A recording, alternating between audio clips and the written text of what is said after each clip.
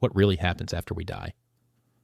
Most people don't ask this question out loud, not because they aren't curious, but because once you ask it, something opens that doesn't close easily. What really happens after we die? It's a question that has followed humans for as long as humans have been aware that life ends. Before science, before religion, before language itself had answers, every culture has imagined something, not because they knew, but because not imagining anything felt unbearable. Some believe we go somewhere. Some believe we return. Some believe we dissolve. Some believe we wake up. But what's interesting is not which answer is right. What's interesting is that every answer reveals what we fear most about being alive. In ancient Egypt, death was a continuation.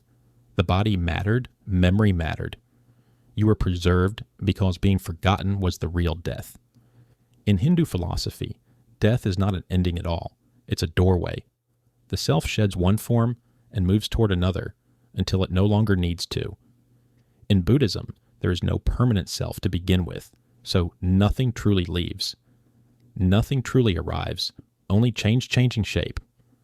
In modern Western culture, we often avoid the question entirely. We medicalize death. We hide it behind hospital curtains and paperwork.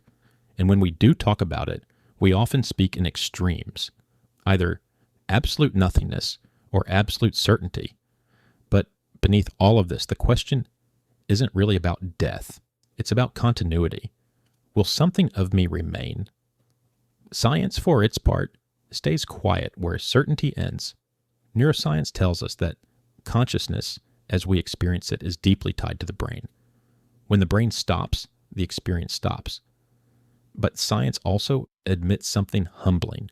We don't actually understand what consciousness is. We know how it correlates. We don't know why it exists at all.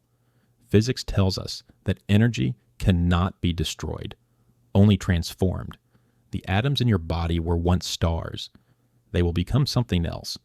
But science doesn't tell us if your memories, your sense of being here, continue in any way we could recognize.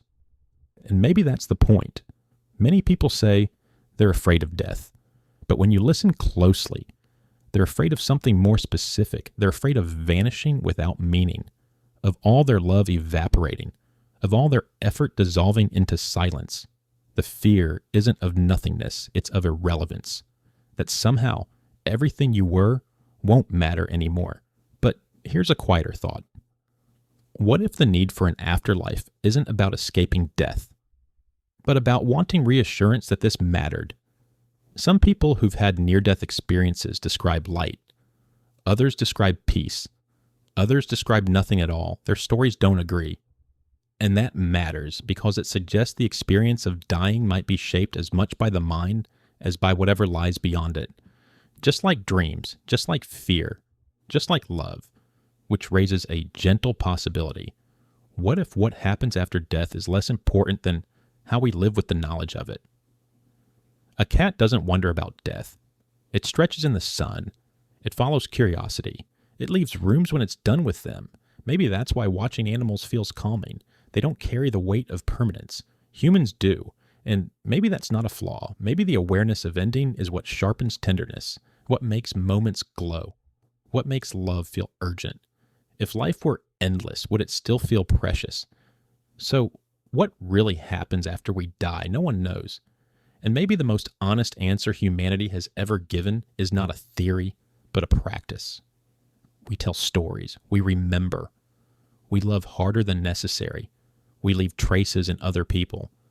Not because we're certain something continues, but because acting as if it does changes how we live now. Maybe after death there is something. Maybe there is nothing. Maybe there is something we don't have language for yet. But here's something we do know. Right now, you are here, aware, breathing, curious enough to ask this question. And maybe that curiosity itself is the closest thing we have to an answer. Curious Cat will be back with another question soon.